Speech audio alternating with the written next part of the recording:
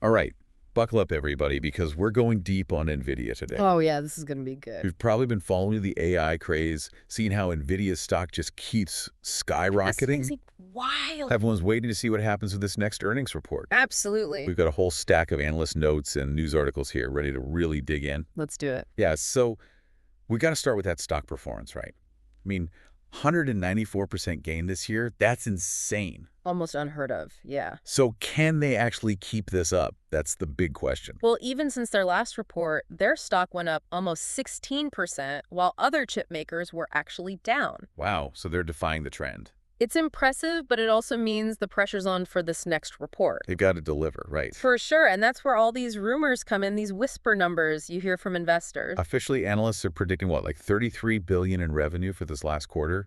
$33.1 billion to be exact, and then $37 billion projected for January. Okay, but the whispers are even higher. Some are saying 39, maybe even 40 billion for January. Why does that matter so much? Last time, NVIDIA's guidance wasn't what people hoped for, and their stock took a 20% hit. Ouch. This time, if they give strong guidance, it could really boost confidence. So it's a psychological game as much as anything. It is. You got to read between the lines of what the CFO says, you know. Like how? Just give me an example. Say their outlook is $39.5 billion.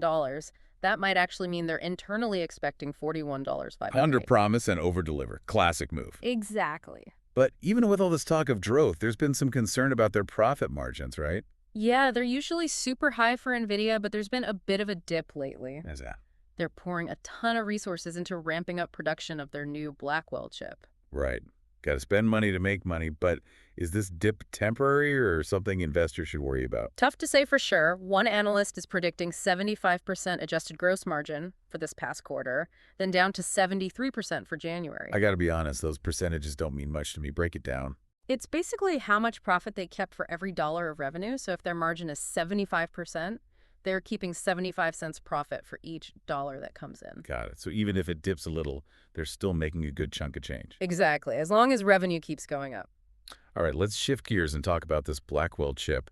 There's a lot of hype around it. Yeah, one analyst called it one of the most robust product cycles the industry's ever seen. That's a bold statement. So huge potential. But are there any red flags? There have been some whispers about technical challenges, like reports of overheating in the top-end systems. Oh, that's not what you want to hear about a brand new product. These systems are really complex, though, require a lot of fine-tuning to work perfectly. Has NVIDIA addressed these rumors? They have, basically saying it's not as simple as just plugging the chip in and expecting magic. It takes careful integration with their customer systems. So there's still some uncertainty around the launch. For sure, but even with that, they're still projecting some pretty amazing growth in their earnings per share. Analysts are expecting, what, 75 cents a share? That's right, which is an 86% jump from last year. It's still huge growth, but not quite as crazy as that 462% increase they had back in April. Yeah, that was during the peak AI hype. Those numbers weren't sustainable in the long run. So it feels like this report is about more than just one quarter, right? Yeah. It's about whether NVIDIA can stay on top in this rapidly changing market. Absolutely, that's the real story here. These whisper numbers and potential Blackwell issues, that's what I'm most interested in seeing play out. Me too. It's going to be fascinating. It will be, and it's why we're doing this deep dive, to really get beneath the surface of all this. Exactly. We're not just looking at numbers. We're trying to understand the bigger picture. Okay, so we've talked about NVIDIA's performance and this upcoming report, but they're not operating in a vacuum, right? Nope. The competition is fierce. So who are they up against? Well, in the data center market, you've got the usual suspects like Intel and AMD. They're not going down without a fight. And then you've got those cloud giants, Amazon, Google, designing their own chips now. Exactly. So it's not just about being the best, it's about staying ahead of the curve, and that's where NVIDIA's software ecosystem comes in.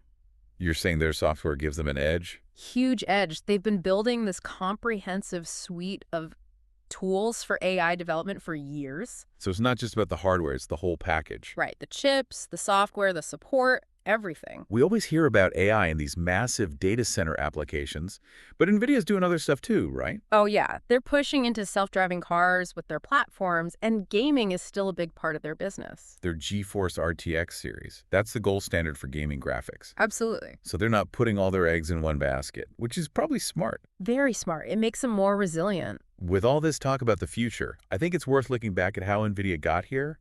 They weren't always this AI powerhouse. Not at all. They started out focused on graphics processing for gaming. So how'd they make the leap to AI? Well, their CEO, Jensen Huang, he saw the potential of their GPUs for general-purpose computing. That's when things really took off. Exactly. They were able to use their expertise in graphics to become a leader in AI. It's a pretty amazing story.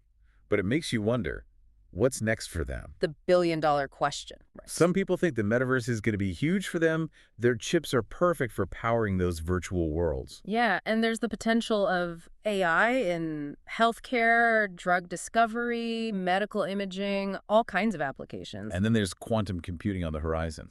That's going to be a game changer. It's mind-blowing to think how far they've come, from making graphics cards for gamers to powering the AI revolution. It is, but even with all this potential, there are still some big questions. Like what?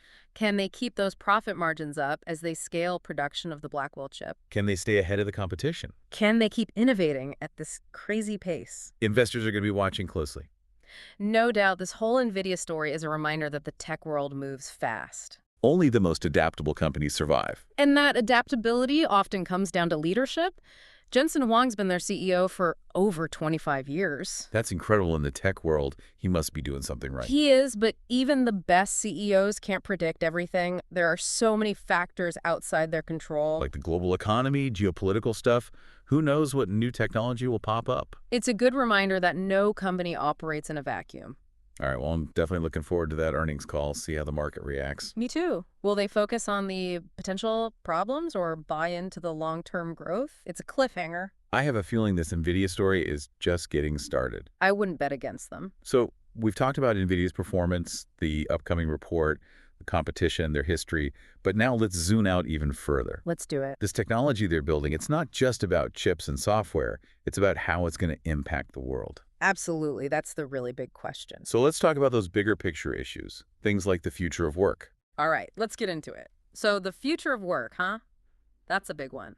Yeah, if AI can automate more and more jobs, what happens to the people who were doing those jobs? It's a real concern, and it's not just about blue-collar jobs either. Right, like we've seen AI writing articles, even creating art. Exactly. AI is getting really good at things we used to think only humans could do. It's kind of scary, to be honest. Feels like we're on the verge of a major shift in how everything works.